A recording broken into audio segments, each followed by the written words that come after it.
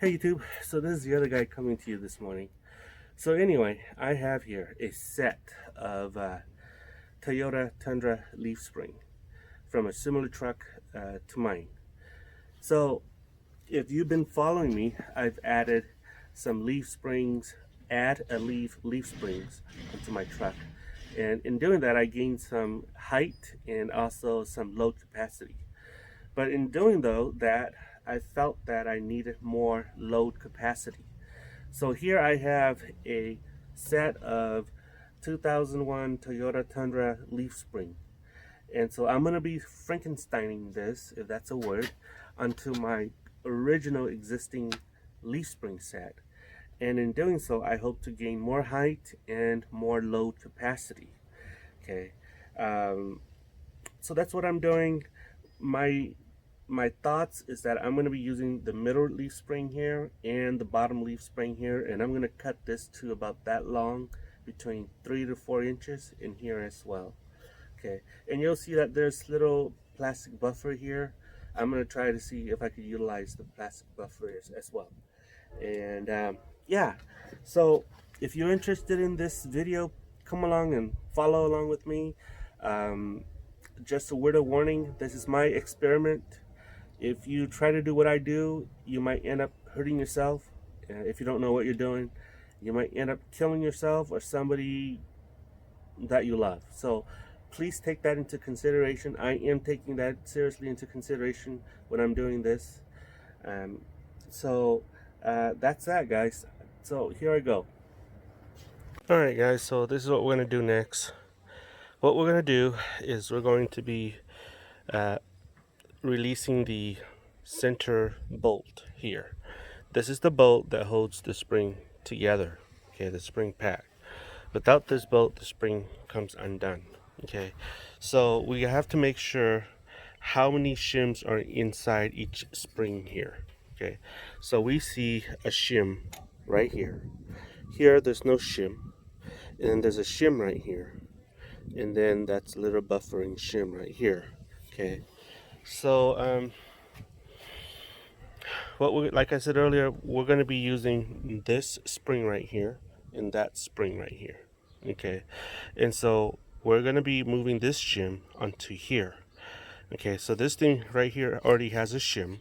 Okay, so basically what we're going to do is just going to shift this shim right between these two. That should be good enough. So you have to understand that this is under pressure. Okay, so you just cannot just unbolt this and hoping everything will be good. If you unbolt this thing's gonna like that and comes undone. So we're gonna do this the safe way. Unless you have a special tool, which I don't know of any, there's no other way that I can think of to do this except how I'm setting this up.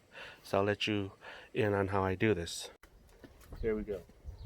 So this thing right here holds this thing together, and then these right here, these clamps here are for just support. Okay.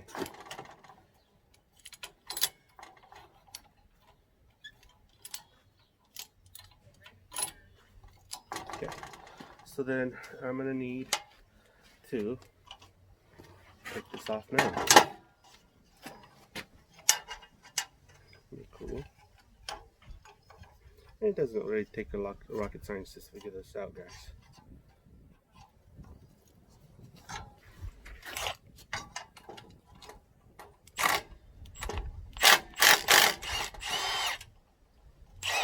Out comes the 14mm nut. There you go. Right here. And then you're going to need to get it out.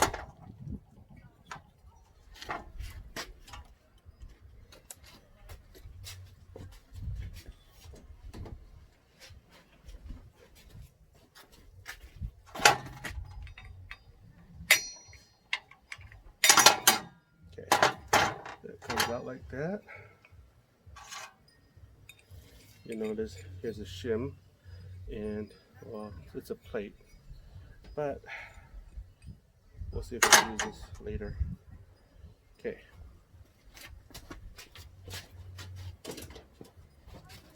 then what I do, I slowly let this go.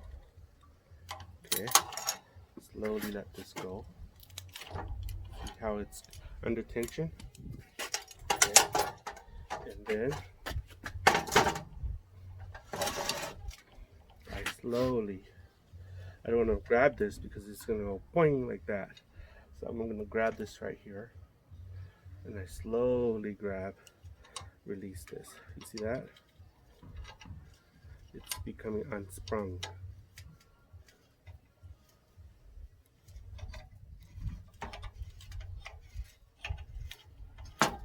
And that's that. Alright. And you'll see a shim right here. Okay. And then the plastic shim that I was telling you about is right here. Okay.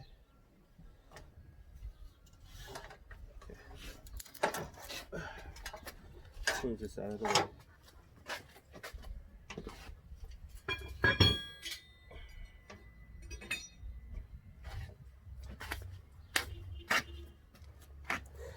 So what we're gonna do is I've already marked these right here.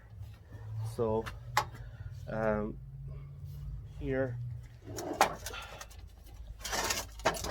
I'm gonna use my hammer, okay, and knock this open. Once this is open, I can separate each individual springs. All right, I'll show you how I do it. Okay, so now that this is on the ground, what I do, I use my special tool called a hammer. I'm gonna knock this right here, okay, to make this thing open. And of course, you want to move your leg because you don't want to hit your leg.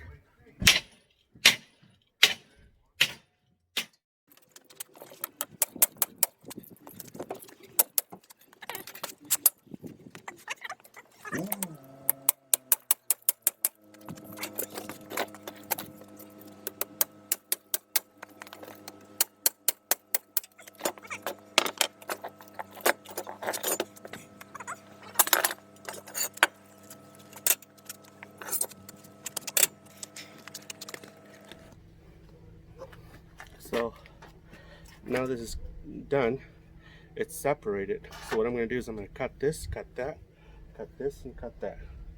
Okay, and you don't need to see that because all I'm doing is using my little grinder. And it's kind of boring. Just cut like that. Alright, and cut like that. Alright, I'll show you how it looks like afterward. Alright friends, so I got this thing cut down and these little shims pads drilled in and tapped in, and it looks really nice. See that? So I'm using these little pads right here so that the leaf spring can move back and down, move independently from each other. I'm going to reuse all those little shims right there as well. Okay, so I didn't touch the top springs, the long ones here. The reason is because I think that if I use these, they'll be too they'll be too rigid on my truck. So I've decided to use the bottom two springs. Okay, so I'll show you here. Right now, my truck is okay. So right now, from the ground there, all the way here, it's about 41 1/8 of an inch. You could just say 41 inch tall. Okay, to the wheel well here, and let's go see over here. The reason why I'm measuring this is because once I've lifted it, it should be about an inch or two higher.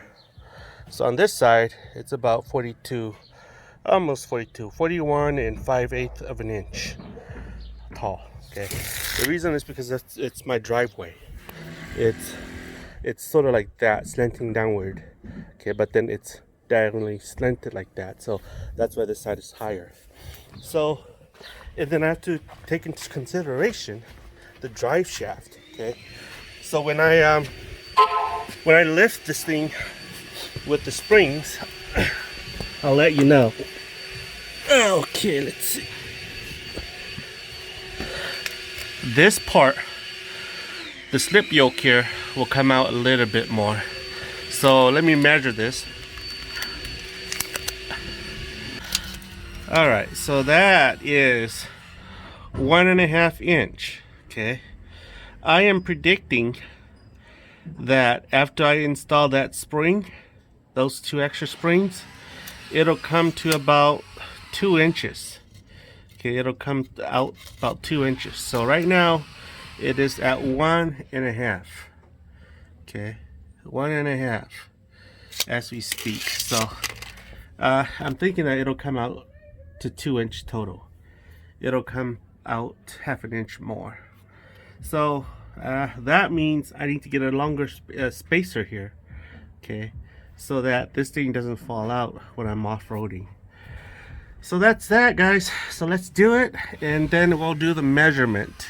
Okay, folks, so this is what I did. I added a total of 6 leaf springs onto here now. So it's going to be taller, and it's going to support more loads. Okay, so it's going to increase the load capacity while it still has the same flexible droop, okay, travel. And so that's my vision. Okay, I know some people will say, the other guy, that'll make the ride go harsh. Yeah, it will, for sure. But I also tow, and I use this truck as a mule, so sacrifice comfort over load capacity. That's what I'm trying to do here. So here we have a total of 1, 2, 3, 4, 5, 6, 7, 8. Okay, so the original truck comes with 3 springs. So I've added a total of 5 springs into it. Okay, so that's that. I'll show you what I'm doing here. So I still use the plastic shims here. What I did, like this one right here, I had to drill this hole here so that it's big enough to put this shim in, and so on, so forth. And so right now I'm getting ready to tighten this right here. Okay, with the this is called a leaf spring center bolt. It's not a regular cap bolt. Okay, it's specially made for spring. The reason is because the spring right here goes up and down, twists to and fro, flexes and stuff like that. So you really need a specialized bolt. You don't use regular Home Depot center bolt. These are specially made bolts. So that's what we're doing here. I'll be honest with you guys, this is hard work. Hard work. And you have to have a drill press to drill through this metal here. It's pretty hard metal. So I ruined a lot of my drill bits because it's thick and it's hard metal. So yeah, it's not fun at all. Hey guys, so this is how I strap my pack in. Turnbuckle, and I use this to compact my spring. Okay, and then I use this to hold it. The reason is because I need to insert the bolt here, okay, into this bolt hole right there. I'll show you how I release this. Let's see.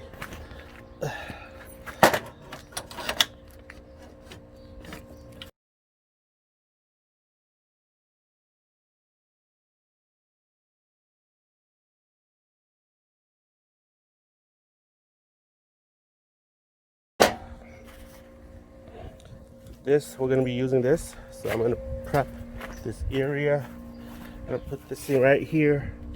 I'm gonna ask my son to come help me out, and we're just gonna lift the spring pack there into that little bolt hole. Have my son, while the spring goes, while the bolt comes up, my son's gonna tighten it and be done with it. And then after that, we're just gonna put the axle back in and call it a day. All right, folks, so it's done. It is done. Here it is, the bad boy. So I'll tell you what's not done yet. Because of the added height, I had to loosen this emergency brake line right here. Okay, this is your emergency brake line. It ties up to that bolt right there.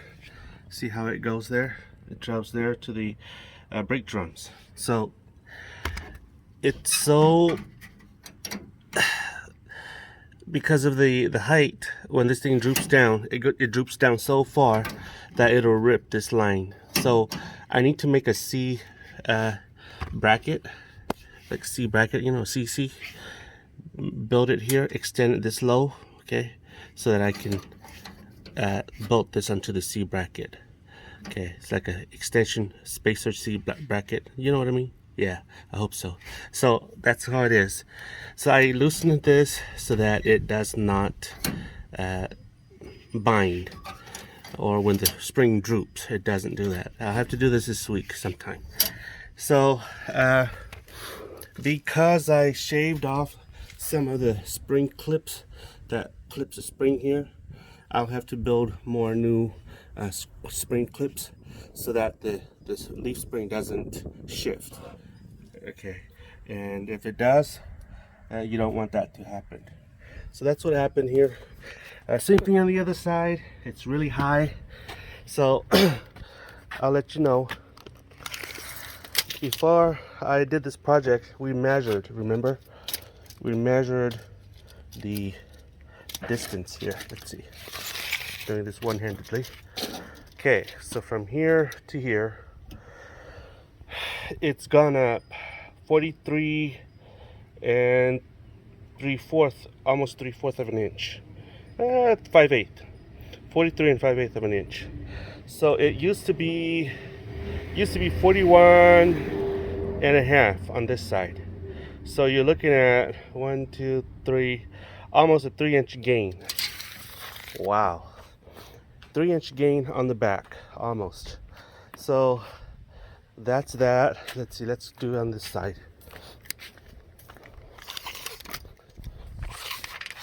I forgot the numbers here before, but we'll do this. And that is 43 and a half inch as well. Okay, so that's a lot of gain. That's almost a 3-inch gain. Okay, so here I am underneath my truck. So as I predicted, let's see, it came out to the slip yoke right here. Because of the added height, it came out to 2 inches as I predicted it would. So yeah, it did come out like I said it was gonna come out. Okay guys, so let's go take it for a test drive, and I'll show you how it feels like to drive it.